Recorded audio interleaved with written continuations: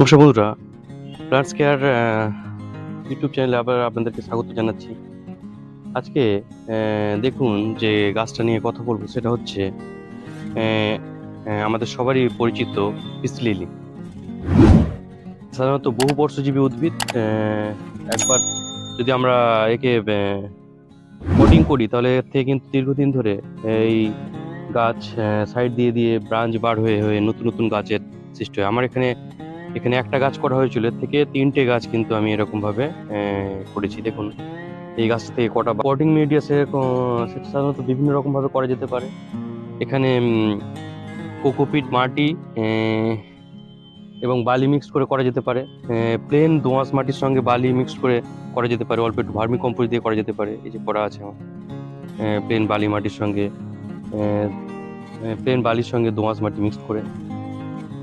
সুতরাং potting media যাই হোক না কেন, এর যত্ন এবং পরিচর্যা কিন্তু প্রায় একই রকম। অর্থাৎ এর যে জলটা সেটা বুঝে দিতে হবে, সপ্তাহে একবার বা দুবার সাধারণত জল দিতে হবে, মাটি ড্রাই করতে হবে, তারপরে জল দিতে হবে। আটকানোর জন্য সাধারণত মাসে একবার করে আমরা যদি ফাঙ্গিসাইড ইউজ করি, সেটা ব্যাবিস্টিন হতে পারে, অ্যামিস্টার টপ হতে পারে, বা এমনি আরো কম দামি যে ফাঙ্গিসাইড গুলো অল্প একটু ইউজ করলে তাহলে এটা কিন্তু যথেষ্ট ভালো থাকে। ফর্মালডিহাইড, অ্যামোনিয়া, কার্বন মনোক্সাইড এরকম যে দূষিত বাতাসকে সাধারণত এটা পিউরিফায়ার করতে সাহায্য করে।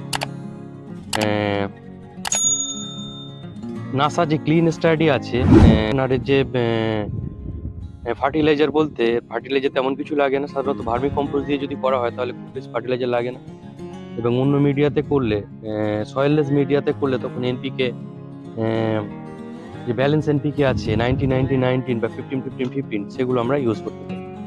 প্রায় 47-48টা কিন্তু এর ভ্যারাইটি। তার মধ্যে 2-3টে আমরা আমাদের ইনডোর প্ল্যান্ট হিসেবে সাধারণত করে থাকি। এই যে গাছটা দেখুন, এর যে একটু ভ্যারিগেটেড প্রকৃতির এই যে গাছটা পরে, কিন্তু তাই বলে পুরো আমরা ভিজিয়ে টব ভর্তি করে যে জল দেবো তা সেটা নয়। সেটা করলে কিন্তু ফাঙ্গাস হয়ে গাছটা মারা যাবে। সাধারণত একদম লো মেনটেনেন্স একটা গাছ এটা। কম জল দিলে এবং কম ফার্টিলাইজার ইউজ করলেই কিন্তু পিসিলির যথেষ্ট ভালো হয়। আমরা সপ্তাহে একদিন জল দেবো এবং এটা গাছটা ড্রাই হয়ে গেলে তারপরে জলটা ইউজ করবো। পরবর্তীতে আবার নতুন কোনো ভিডিও নিয়ে আবার আপনাদের সামনে উপস্থিত হবো। সবাইকে নমস্কার এবং ধন্যবাদ জানিয়ে আজকে ভিডিওটা শেষ করলাম।